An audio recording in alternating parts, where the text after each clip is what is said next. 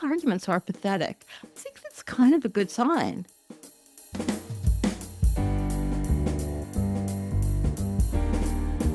Welcome to Rising Anxieties. I'm Mariann Sullivan. This is where we talk about my personal area of expertise, which is anxiety. And don't forget, we're podcasts, we're on YouTube. Subscribe, hit like wherever you listen. And I was going to start off by talking about this Kenny Torella article, which I think a lot of people, I mean, this has been all over the place. Well, the topic, maybe not Kenny's article in particular, but the topic of Billie Eilish. And God, don't you just love her? And the backlash, the name of this article, which was in Vox, the backlash to Billie Eilish's vegan comments explains a lot about the American left and everyone else. Why are American leftists so reluctant to confront the meat industry? I think clearly because of the same reasons that everybody else is. I actually am working on a Substack about that incorporates this, but it's kind of more about how they used to give reasons for why they wanted to eat meat, like it's good for you and whatever. And now they kind of give excuses. I actually think there might be something in that, not just in this instance, but in this particular instance. You probably know that Billie Eilish, the singer, put on I think it was in an interview, a video interview, that she was asked what's one hill you would die on, and she said, "Y'all not going to like me for this one. Eating meat is inherently wrong. Sorry, you can eat meat, go for it. You can love animals, but you can't do both." Finally, somebody's just saying it. It's so refreshing, isn't it? So she got this huge backlash, which, I think it's possible that some of it was orchestrated by the industry. You never know, but it seems to have been sincere. And she has her following is largely on the left. And so the comments were from a left perspective. And as this article points out, what was unusual was that the overwhelming opposition to Eilish's argument didn't come from who you might expect, like carnivore influencers or conservative political pundits. Pundits. Instead, it mostly came from users who seemed to be on the far left of the political spectrum, like Eilish herself. And, you can imagine, if you're not familiar with this, criticizing veganism as colonialist or anti-indigenous. My favorite, there's no ethical consumption under capitalism, which I guess means that as long as we have a capitalist system, you can do whatever you want. Like, huh? More importantly, though, he points out, those responses reveal that many on the left use political slogans to avoid honestly confronting their individual complicity in supporting one of the most violent and environmentally destructive industries on the planet. Well said, Kenny. Well said. The favorite one was about indigenous people who have been known to hunt. Like, are you an indigenous person?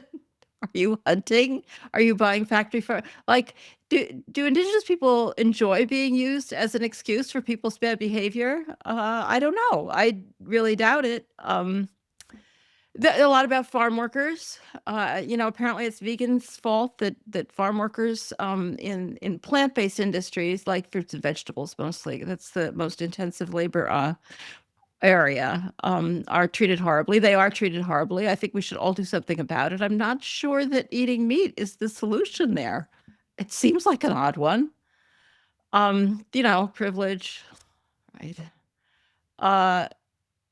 He goes into, you need to read the article because he goes into like all of the counter arguments, which I don't have the patience to do, or the time.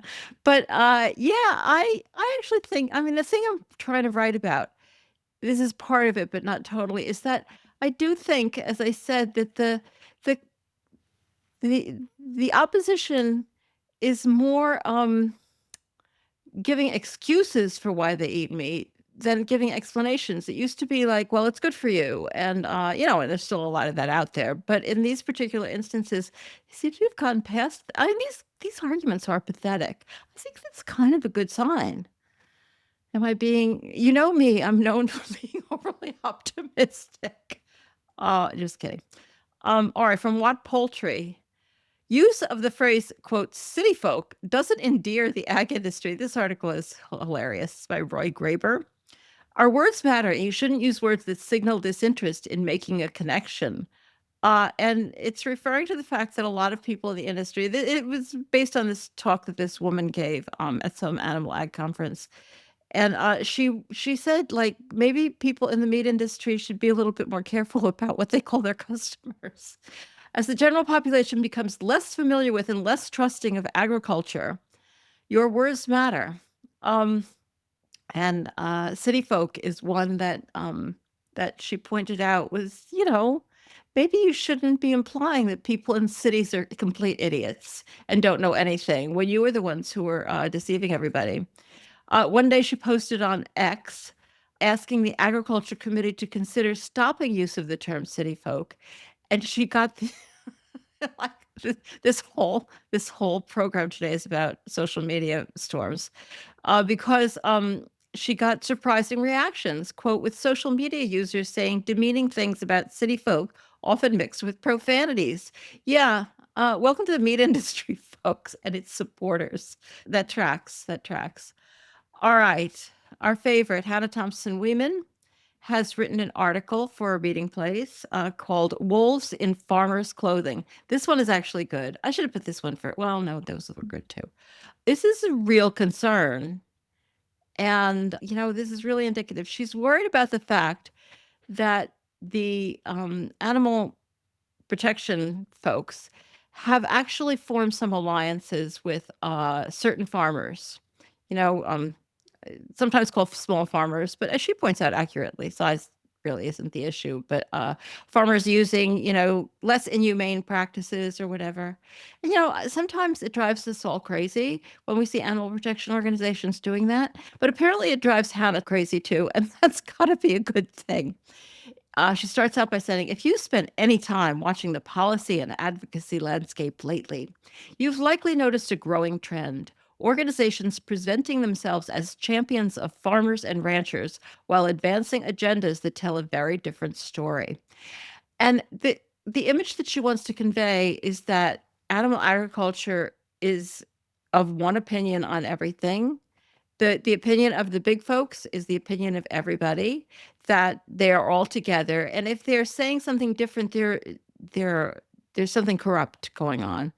Uh, that's not how it is, they're worried about their coalition splitting. Uh, I think this is really interesting.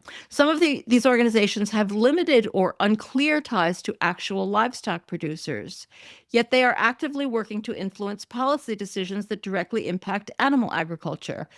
And why shouldn't they? Like we're all allowed to do that, Hannah. The only people making ag policy is not limited to people who are in ag or who are only sort of in ag, who are only slightly in ag, or who have a different opinion of what ag should look like than you do. We're all allowed to chime in. In certain cases, leadership and funding connections trace back to established animal rights activist networks. Oh my God, those sneaky animal rights people. They want animals to be treated better. All right.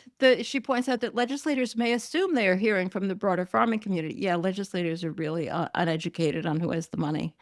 And they might think that these perspectives reflect the majority of the U.S. farmers and ranchers when they don't.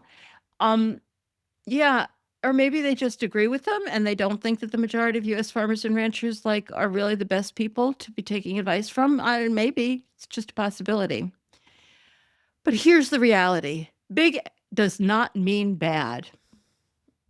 Yeah, it actually does. It's all bad.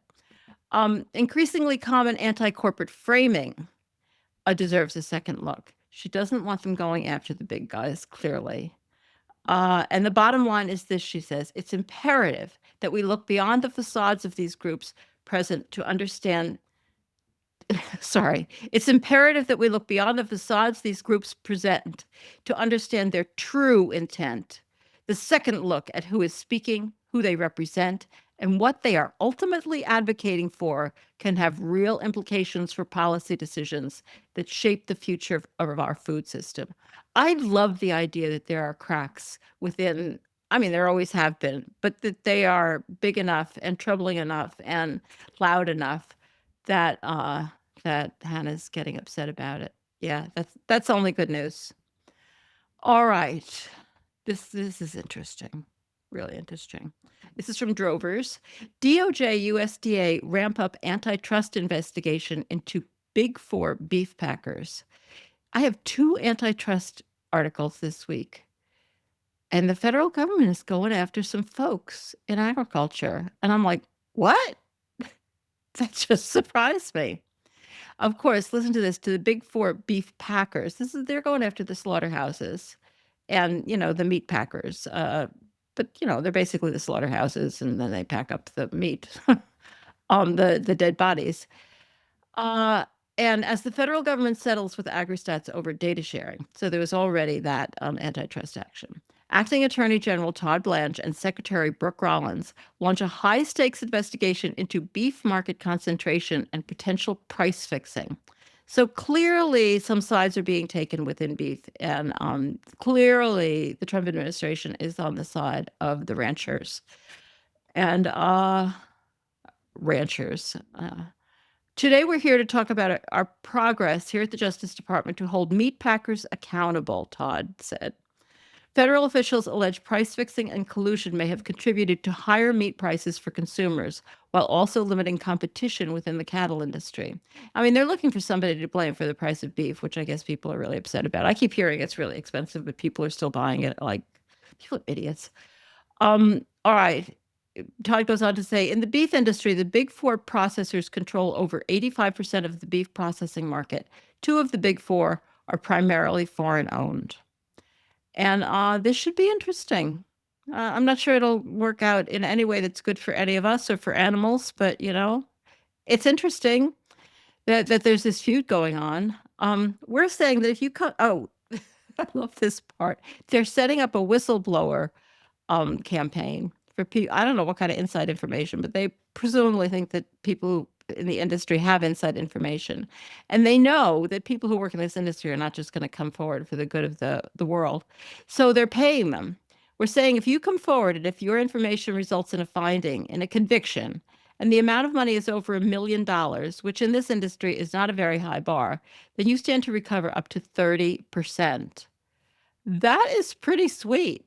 Maybe we should all get jobs in the beef industry and rat on them. All right, there's another article here, and I don't know whether it's related or not. Rollins links herd decline to regulatory pressure. There's a lot going on about there's not as many cows as there used to be. And she's trying to, well, wait till you hear what she's trying to blame it on. Oh. The low herd size inherited, they're still blaming everything on Biden, but that's not what I'm talking about. The low size inherited by the Trump administration can be attributed to a variety of factors, she says. The biggest one, at least from our perspective, is the radical left's ongoing assault against ranching as a way of life. Oh my God. Oh my God, it's your fault. Congratulate yourself. Of course, it has nothing to do with climate change, For years, they used climate alarmism to wage a war on cattle in America. And when you pair that with droughts, wildfire, the droughts and wildfire are are the same as the climate change. It's the climate change that causes, but she thinks they're different. There's alarmism about climate, there's droughts, there are wildfires. They're all totally separate entities. Also, overregulation from previous administrations. You know how tough the government has always been on the cattle industry. And volatile markets. Like, whose fault are volatile markets? This is how we have ended up here today with what she thinks is not enough cows. And this is what they're going to do. They're going to open more federal land for grazing. Yeah. Giving away our land. Implementing new product of USA labeling rules.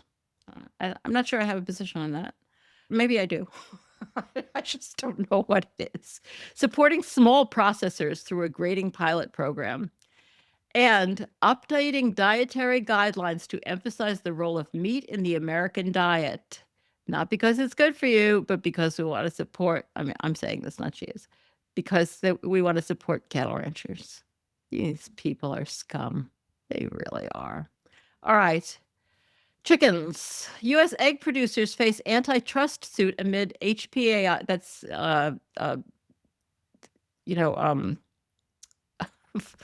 bird flu. amid HPAI bird flu questions.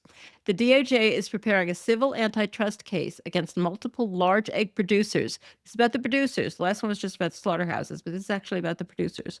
But the supply shock driving the allegations was largely due to federal policy. This is by Meredith Dawson, and she is horrified. Well, she's annoyed with the federal government doing this. The three producers that they're going after, the big ones, Cal-Maine, Versova, and Hickman's. And according to this, the Trump administration has been direct about the use of antitrust enforcement to address U.S. food prices. They're trying to do something about how expensive food is. But she points out that all of the depopulation, i.e., murder, killing, slaughter mandates, were the driver of these significant price changes, and it was the federal government that made them kill all of the hens, the entire flock, once bird flu appeared. Though there's a lot going on here, but the implication is that that was overreach by the federal government, and that bird flu is just one of those things. Well, the egg industry is at enormous risk and is causing risk to a lot of others because of bird flu. It's not the federal government's fault that there's bird flu. But she wants to blame the federal government for how much it costs to address bird flu. Like everybody here is just touting their own side, and it's all sleazy. Additionally, as I wrote in a recent blog post, that's not me, that's her. The DOJ sued California and Michigan over their cage-free sales bans, which doesn't do much to stabilize the egg supply or help producers. Again, this really strong support for cage-free. The industry seems to, or at least the portions of the industry that I'm seeing, seem to be totally in support of cage-free. They're in. Maybe it's just because it's become so big at this point. But, obviously there's still a lot of producers who are not yet cage-free. Obviously there's a lot of controversy within our movement about the benefits of cage-free. I mean, there's a whole lot going on. But the fact that she's writing in strong support of not doing anything to harm the cage-free industry indicates that's a pretty strong industry position. All right, finally, I have one of those whiny ones. It's from Ford's Dairyman, which is frequently a source of a whiny one. This is from Courtney Henderson, who is a Virginia dairy farmer. I gave up today. That's the name of the article. And she goes through this long litany of like how hard her life is and how hard her day was. And as I sat there, I let the world sit heavily on my shoulders. I thought about the never-ending list of things I needed to do. These people think they're the only people who work. Oh, God, it was the cattle had to be vaccinated and she had to order things, blah, blah, blah. Who cares? Oh, there was just no way we could afford fertilizer. The price of fertilizer has gone up. We're all going to starve. With milk prices as low as they have been, sure, I could sell off some cows, but at what point does that do more harm than good? It does a lot of harm to the cows. All of a sudden, there's that moment where they really care about the animals, and then they're talking about selling them off, who would save some money. Sitting there with my mind racing, I suddenly heard a calf bawl from the hutches below the barn. I snapped out of my thoughts and watched as the little calf and a butterfly played. I chuckled as the butterfly flew off, leaving the calf in a state of confusion. Yeah, I bet this calf is confused. The calf has been taken away from his or her mother, put in a hutch, probably one of those little plastic containers with a little tiny space out in front. And so a butterfly was probably the most exciting. I kind of want to cry. It's probably one of the most exciting things that's happened to the calf in a really long time, because not much happens when you live in a hutch. And gave her a thrill. Really gave her a thrill. And it was mostly about how much she really loves herself. The world may be closing in around me, but these animals depend on me to give them food, shelter, and love day in and day out. The most important thing is that they are cared for. Everything else can wait. I can worry about the prices later. For now, I must shake the world off my shoulders, put my head up, and keep weathering the storm. Tonight, I can give up, but they will need me to hold it together and give them care tomorrow. And that's just what I will do. I mean, maybe I'm not supposed to be so mean, so I'm not going to say anything about it. I mean, I mean, anyway, that's it for this week's Rising Anxieties. I hope I didn't make your anxieties rise too much, but that's what I'm here for. Thank you for tuning in. Don't forget to subscribe, like, comment on your favorite podcatcher, on YouTube. Don't forget to watch the Hen Report and the Our Hen House interview. If you can, we always appreciate if you can donate and become a flock member at ourhenhouse.org/support.